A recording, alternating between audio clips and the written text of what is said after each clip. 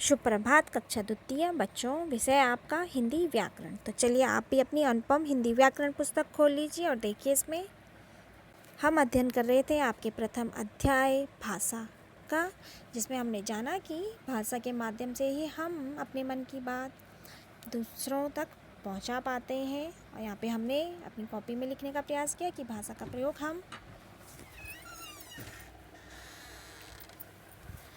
प्रयोग हम 4 प्रकार से करते हैं: बोलकर, लिखकर, पढ़कर, सुनकर। फिर हमने इसमें भाषा के रूप के बारे में जाना कि भाषा के 2 रूप होते हैं, मौखिक रूप और लिखित रूप। और इसी क्रम में हम आगे बढ़ते हैं। तो देखिए बच्चों, आज आप खोलेंगे पेज नंबर 4 और यहाँ पर देखिए सबसे ऊपर लिखा है आओ दोहराएं। तो यहाँ पर देखो सबसे पहले लिखा है कि भाषा भाव या विचारों को प्रकट करने का क्या है? साधन है, माध्यम है। हम भाषा के ही माध्यम से अपने भाव और विचारों को प्रकट कर पाते हैं। फिर हमने जाना कि भाषा के 2 रूप होते हैं, मौखिक रूप और लिखित रूप।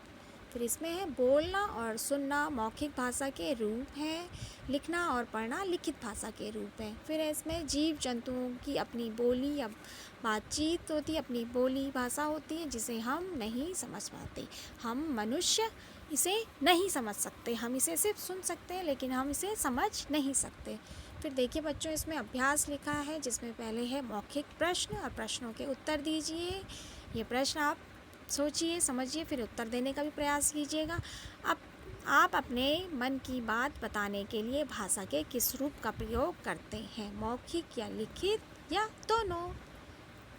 तो सोचिए बच्चों, अब तो आप अपने मन की बात को बताने के लिए दोनों भाषाओं का रूप का प्रयोग कर सकते हैं ना, मौखिक भी और लिखित भी। लिखकर भी आप अपने भाव व्यक्त कर सकते हैं और बोलकर भी। तो इस तरह आप यहाँ पे दोनों भाषाओं का प्रयोग कर सकते हैं। फिर ख है, आप विद्यालय में कौन कौन सी भाषा पढ़ते हैं?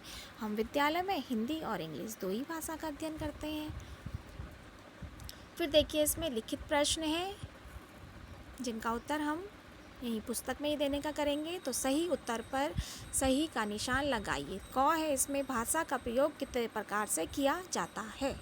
तो बच्चों, भाषा का प्रयोग 4 प्रकार से किया जाता है: बोलकर, सुनकर, लिखकर और पढ़कर। तो यहाँ पे 4 पे टिक कर दीजिए। फिर है सुनना बोलना भाषा का मौखिक रूप है। फिर दूसरा है, इसमें दिए गए शब्दों की सहायता से खाली स्थान भरिए। तो यहाँ पर कुछ शब्द दिए गए हैं: म्याऊं म्याऊं, मेंढक, भाषा और दो। तो जिसमें क है, टट्टर की आवाज़ करता है। तो टट्टर की आवाज़ कौन करता है? टट्टर की आवाज़ करता है मेंढक। फिर ख है, खाली स्थान है। फिर के द्वारा ही हम अपने मन की बात बता पाते हैं। तो हम मन की बात भाषा के द्वारा। तो यहाँ पे आएगा भाषा, दूसरे में भाषा। फिर ग है, भाषा के 2 रूप होते हैं, मौखिक और लिखित। तो यहाँ पर आप तीसरे में 2 लिखेंगे। फिर घ, इसमें बिल्ली कौन सी आवाज़ निकालती? बिल्ली निकालती है म्याऊं म्याऊं की आवाज़। तो यहाँ पर चौथे में आप म्याऊं म्याऊं लिखेंगे। तो इस तरह बच्चों, आज आप इन जो यहाँ पे पहला और दूसरे प्रश्न ये दिए गए हैं, इन्हें अपनी पुस्तक में ही करेंगे और इस पृष्ठ को आप एक बार फिर से पढ़ने का प्रयास करेंगे। तो चलिए बच्चों, आज ये कार्य कर लीजिए। धन्यवाद।